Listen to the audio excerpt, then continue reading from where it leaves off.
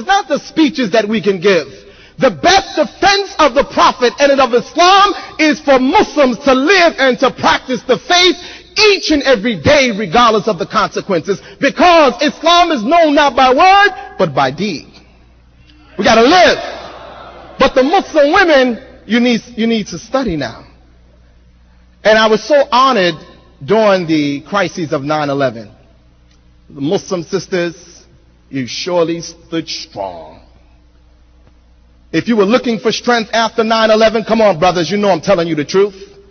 We took our kufis off, shaved our beards. Muhammad became Mo, Aisha became I, Khalid became Q. And when someone said to you, Assalamu alaikum, you said, what's that, me? But my sisters were on the subway. They was working in the downtown area. I saw sisters 1 o'clock in the morning in full hijab and even the niqab, and they were not budging and they were not moving, and they refused to be intimidated by mass media. They stood stronger in many cases than the men.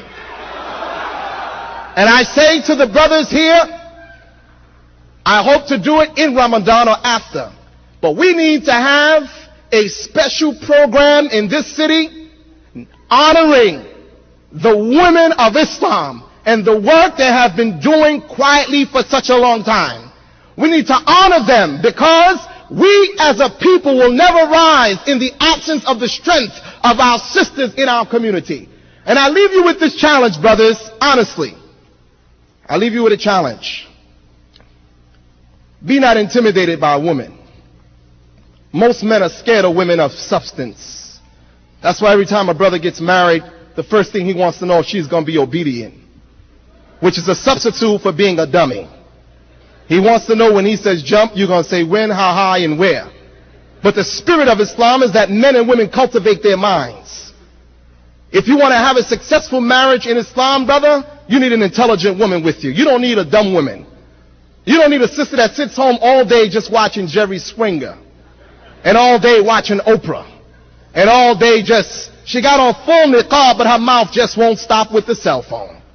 You need today women in our community who become the doctors and lawyers and engineers and the technicians and the educators, so we can begin to claim our rightful place within this society, because we ain't going nowhere. We're here to stay. We ain't going nowhere. They don't have enough jails for 6 to 7 million Muslims. So some of us are going to be free. But I'm saying to you, my brother, that brother who is married, that brother who is single, you need today with you a strong sister. A sister who can think for herself, who truly wants to be a servant of Allah and obedient to Allah, and not be a hypocrite in front of you when she pretends to be a good woman when you're around, but in your absence she is rebellious against the commandments. You need a wife that's intelligent like the wives of the prophets. We have a large collection of hadith from Aisha radiallahu ta'ala anha, which is a clear indication that she was directly involved in the cultivation of this ummah of Islam. We need that kind of relationship respectfully between ourselves. And I say to every sister that's here, as a woman, you're supposed to put your faith in Allah, never in man. You must trust Allah for all that you need. If your husband dies today, sister, what will you do for yourself? You go to the masjid, they may give you a little sadaqah. You got 10 kids, they give you $50. And you can't do anything with that. Muslim women in shelters in America, in New York, and we live as men in mansions. And I ask the question to the men today, and I'm finished. What part of the sunnah do we practice? What part of the life of the Prophet do we intend to imitate? The nice beards that we have, the nice kufis we have, the nice thobes. And to my African American brothers, you're born in America, you get influenced by foreign brothers, and you don't even speak English no more. Brother, mashallah, Abdul Malik, how are you doing? Alhamdulillah, brother, mashallah, acha. No, that's my African American brothers. Your whole mind is transformed. You got to wake up. And I say to the sisters and brothers here, work together for the common good of this ummah.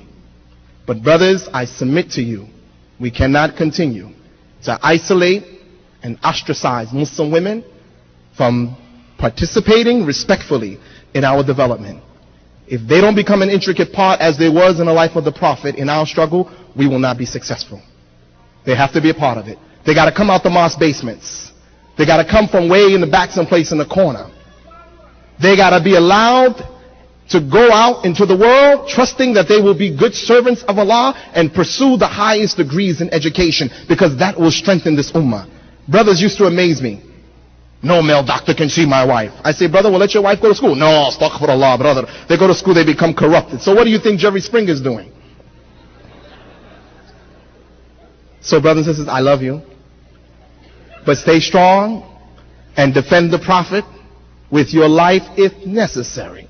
And sisters, the time has come for you to rise and take your rightful place and challenge the women of America where Islam is concerned. May Allah bless you. Assalamu alaikum.